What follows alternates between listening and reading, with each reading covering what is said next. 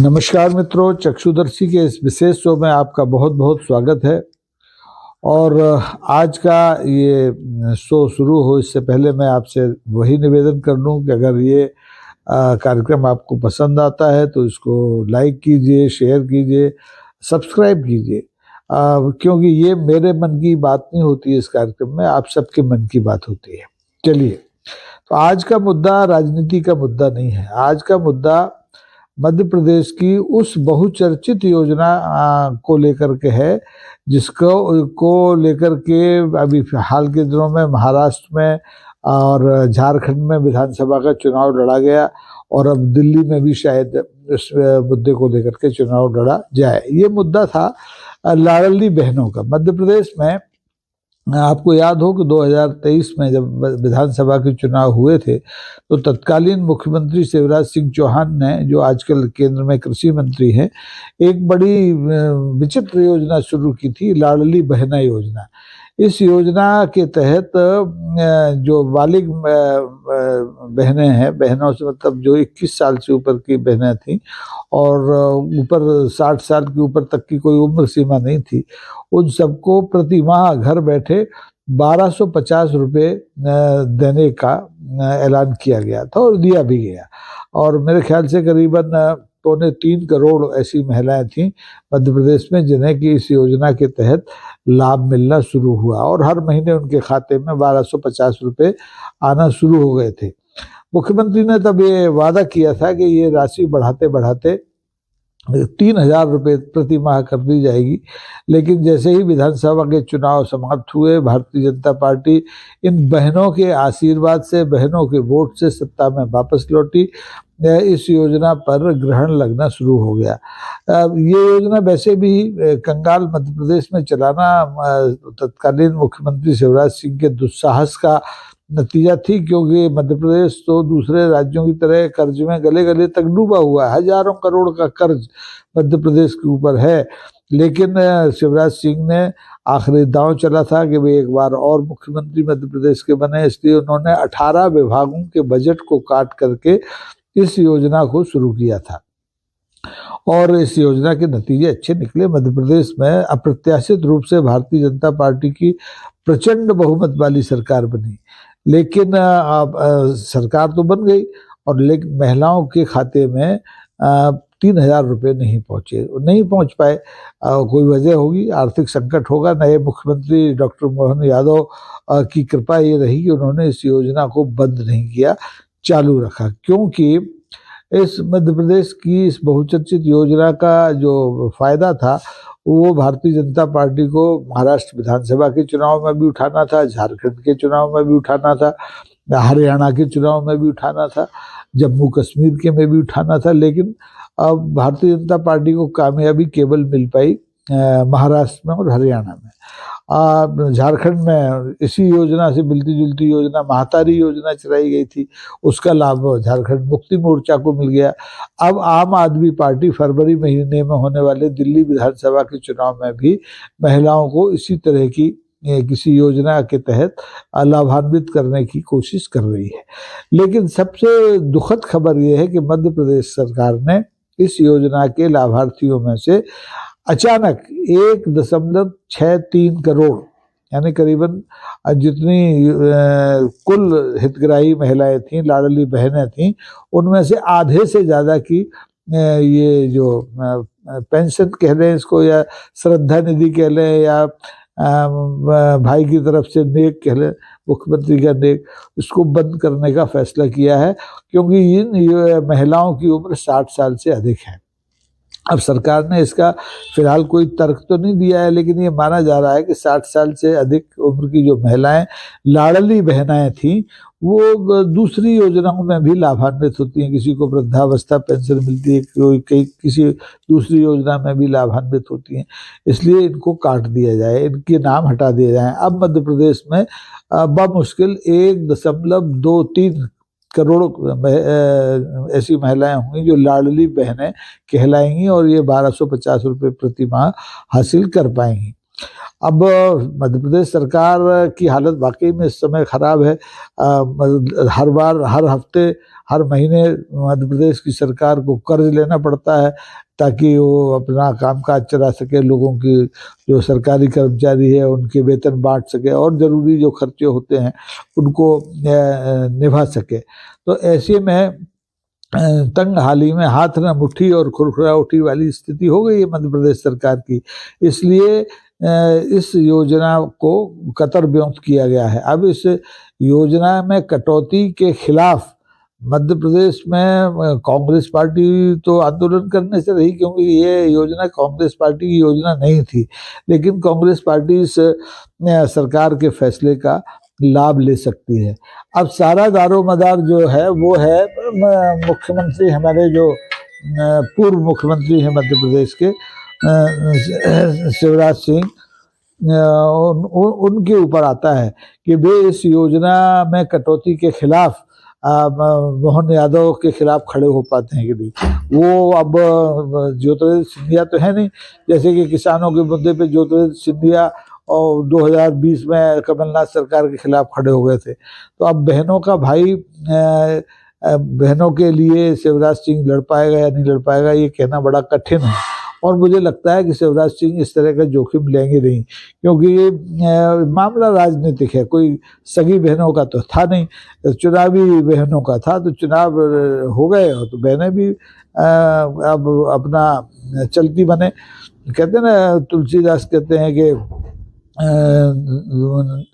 वो एक चौपाई उनकी बड़ी अच्छी सी है, मैं मेरे स्मृति से निकल रही है, जिसका मतलब ये है कि जैसे ही आपका मतलब निकल जाता है तो जो नौर होती है सिर पर दूल्हे के रखी जाती है उसको नदी में सिरा दिया जाता है। वो स्थिति लाडली बहनों की हुई है मध्य प्रदेश में, कि मध्य प्रदेश में बहनों की कृपा से भारतीय जनता पार्टी अखंड प्रचंड बहुमत के साथ सत्ता में आ गई। और अब अगले 4 साल तक उसे कोई फिक्र नहीं है। 4 साल बाद फिर देखा जाएगा, 4 साल बाद हो सकता है इस योजना को पुनर्जीवित कर दिया जाए या इसको शिथिल कर दिया जाए, फिर से 60 साल से ज़्यादा उम्र की महिलाओं को इसमें जोड़ दिया जाए। अब सरकार की नीयत में कोई खोट आया है या सरकार मजबूर हो गई है, इसका स्पष्टीकरण तो अभी आया नहीं है। न मुख्यमंत्री की ओर से आया है, न वित्त मंत्री की ओर से आया है, न भारतीय जनता पार्टी के प्रदेश अध्यक्ष की ओर से आया है।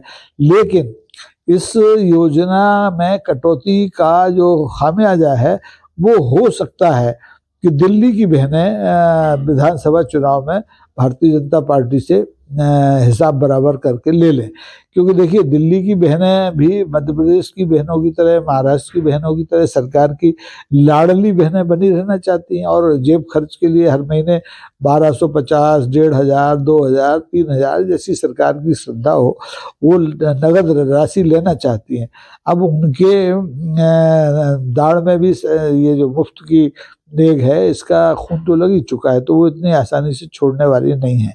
अब ये इस बात पर निर्भर करता है कि वे जो प्रतिद्वंदी दल हैं, आम आदमी पार्टी है, कांग्रेस है, वो मध्य प्रदेश सरकार के इस फैसले का कितना लाभ उठा सकती है। मुझे याद है जब ये योजना शुरू की गई थी और विधानसभा के चुनाव हो रहे थे तो मुख्यमंत्री उस समय के शिवराज सिंह चौहान और उन्हें मुख्यमंत्री बनवाने वाले कांग्रेस के जो विभीषण थे, बाद में जो केंद्रीय मंत्री बन गए भारतीय जनता पार्टी की सरकार में, ज्योतिरादित्य सिंधिया, वो मतदाताओं को और महिलाओं को खासतौर पर ये कहकर डराते थे कि सरकार ने, बीजेपी की सरकार ने, शिवराज सिंह की सरकार ने जो लाडली बहना योजना शुरू की है, अगर कांग्रेस आ गई तो इसे बंद कर देगी। तो कांग्रेस तो आई नहीं, लेकिन भारतीय जनता पार्टी जरूर आ गई और उसी ने इस योजना पर आरी चला दी है। यानी आधे से ज्यादा हितग्राहियों के नाम अब इस योजना से हटा दिए जाएंगे। और मुझे लगता है कि नए साल का ये लाडली बहनों के लिए, वरिष्ठ लाडली बहनें जो 60 साल की उम्र की हो गई हैं, उनके लिए ये सरकार का सबसे बड़ा तोहफा है।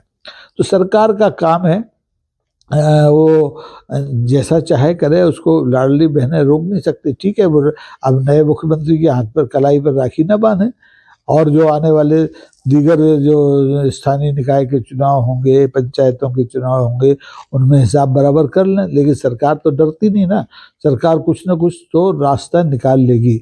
और जो बहनें 1,63,000 बहुत बड़ी आबादी होती है। एक परिवार में अगर आप कल्पना कीजिए कि 1250 रुपये मुफ्त में पहुंचते हों बिना किसी काम काज के, और चाहे वो हट्टी कट्टी बहनें हों, चाहे वो नौकरी करती हुई बहनें हों, सबने फॉर्म भर दिए थे। उस समय सरकार ने कोई स्क्रूटनी की नहीं, सबको 1250 रुपये के लिए सुपात्र घोषित कर दिया। देखा नहीं कि उनके पास इस योजना का लाभ लेने की उन्हें जरूरत है या नहीं है, आंखें बंद कर ली थी। लेकिन जब आंखें खोली तो देखा कि सरकारी खजाना तो खाली है। इस योजना को पूरी तरह से जारी रखना बड़ा मुश्किल है। इसलिए फिलहाल इस योजना की कतर ब्योंत कर दी गई और 1,63,000 लाडली बहनों के नाम इस योजना से बाहर कर दिए गए। अब ये जो बाहर नाम किए गए हैं वो बदकिस्मत बहनें हैं, उनके प्रति हम लोगों की सहानुभूति हो सकती है। लेकिन जो बच गई हैं 1.23 करोड़ बहनें, उनके प्रति भी हम स्नेह अपना व्यक्त करते हैं कि वो बच गई हैं और उन्हें अभी 1250 रुपये सरकार के अगले फैसले तक मिलते रहेंगे। अब ये सरकार आने वाले दिनों में हो सकता है कि ये बोझ भी ना उठा पाए और कह दे कि भैया राम राम, अब हम इस योजना के तहत पैसा आपको नहीं दे सकते, आपके लिए कुछ और सोचेंगे। तो सरकार तो सोच विचार करती रहती है। अभी पहले लाडली बहनों से पहले हमारे यहाँ लाडली बिटिया होती थी, उनके लिए बहुत काम किया गया, लेकिन अब लाडली बिटिया योजना की कहीं कोई चर्चा होती नहीं है। तो लाडले भांजे भी होते थे शिवराज सिंह के समय में, तो हर समय उस समय वोट के लिए हर कोई लाडला था। लेकिन चुनाव निपट गए हैं तो अब सब भूल गए हैं। वही तुलसीदास जी का जो मैं आपको कह रहा था ना, मुझे दोहा याद आ गया, गर्ज परे कछु और है, गर्ज सरे कछु और तुलसी भांवर के परे नदी से रावत मोर। तो भारतीय जनता पार्टी की मतदाताओं के साथ के सहयोग से, लाडली बहनों के सहयोग से सत्ता के साथ भावरें पड़ गई हैं। तो उसने अपनी बहनों को जो सिरमौर बना लिया था उसको नदी में विसर्जित कर दिया है। तो अब मैं तो इस निर्णय से, सरकार के निर्णय से इत्तेफाक नहीं रखता हूँ। मुझे तो अच्छा नहीं लगा। भाई 10, 5, 50, 1 लाख बहनें होती तो बात अलग है। 1.5 करोड़ से ज़्यादा बहनों का दाना पानी आपने बंद कर दिया। गांव में अगर इस योजना का जो कोई महिला लाभ ले रही हो तो उसके लिए तो ये वाकई में बहुत बड़ी रकम है। शहर में रहने वाली महिला के लिए हो सकता है कि उसका पॉकेट मनी हो, लिपस्टिक का और पाउडर का खर्चा हो, लेकिन गांव में 1250 रुपये किसी भी महिला को मिलते हैं तो उसकी घर गृहस्थी चलती है, दवा दारू चलती है। तो सरकार को इस योजना पर पुनर्विचार करना चाहिए। जब इतना कर्ज ले रही है, कर्ज लेकर ही घी पी रही है, तो थोड़ा सा कर्ज और ले लेती इस योजना को जारी रखने के लिए। और बहुत सी बोगस योजनाएं हैं मध्य प्रदेश के पास, उन योजनाओं को बंद किया जा सकता था जो कागजों पर चलती हैं या जिनका भयंकर दुरुपयोग होता है। उन योजनाओं के पैसे का जो लाभ है हितग्राही को कभी नहीं मिलता। मैं गिनाने बैठूं तो बहुत सी योजनाएं गिना सकता हूं, लेकिन अभी मैं उस फेर में नहीं पड़ रहा हूं। मेरी सारा जो सद्भावना है उन 1.63 लाख बुजुर्ग और वरिष्ठ बहनों के प्रति है जिनका कि इस योजना से नाम हटा दिया गया है। अब ये अगर योजनाएं, ये जो प्रभावित बहनें हैं, लाडली बहनें हैं, ये अगर एकजुट हो जाएं तो मुमकिन है कि सरकार अपने निर्णय पर पुनर्विचार करे। लेकिन समस्या यही है कि इन बहनों को एकजुट करे कौन? कांग्रेस के पास इसका संगठन नहीं है कि वो घर घर जाए और पीड़ित महिलाओं से, पीड़ित बहनों से बात करे और उन्हें एकजुट करे, सरकार पर दबाव बनाने के लिए भोपाल ले जाए, प्रदर्शन कराए, मुख्यमंत्री को घेरे। तो ये जो नामुमकिन चीज़ है, कांग्रेस को ऐसा करना चाहिए, क्योंकि ये मामला एक बहुत बड़ी आबादी से जुड़ा हुआ मामला है। तो अब कुल मिलाकर भारतीय जनता पार्टी के चाल चरित्र और चेहरे के बारे में तो मैं कोई बहुत ज़्यादा बात करना नहीं चाहता, क्योंकि अब दुनिया ने, देश ने, प्रदेश ने भारतीय जनता पार्टी को अच्छी तरह से जान लिया है, परख लिया है। तो उसमें कहने की कोई बात नहीं है। और भारतीय जनता पार्टी के साथ देश के एक बड़े हिस्से के लोग उसके साथ खड़े हैं। इसलिए मुझे लगता है कि मैं अकेला भारतीय जनता पार्टी के खिलाफ क्यों बोलूं। जो पीड़ित लोग हैं वो बोले। मैंने तो जो किस्सा है वो आपके सामने रख दिया है। अब आपको तय करना है कि आपके घर में कोई महिला जो लाडली रही हो सरकार की, शिवराज सिंह की, मोहन यादव की, वो इस सरकार के फैसले से प्रभावित हुई है, तो आपको क्या कदम उठाना है आपकी आप जाने। मैं तो अपनी बात करके चलता हूँ, आज के लिए इतना ही बहुत है। नमस्कार करूँ इससे पहले फिर आपसे अनुग्रह करूँगा, आग्रह करूँगा कि आप इस वीडियो को लाइक करना चाहें तो लाइक करें, शेयर करना चाहें और ज़्यादा मित्रों तक पहुंचाना चाहें तो पहुंचाएं, सब्सक्राइब करें तो आपको हर रोज़ कुछ ना कुछ ऐसा मिलेगा जो आपके मन का हो, केवल किसी एक खास के मन का ना हो। धन्यवाद। जय हिंद।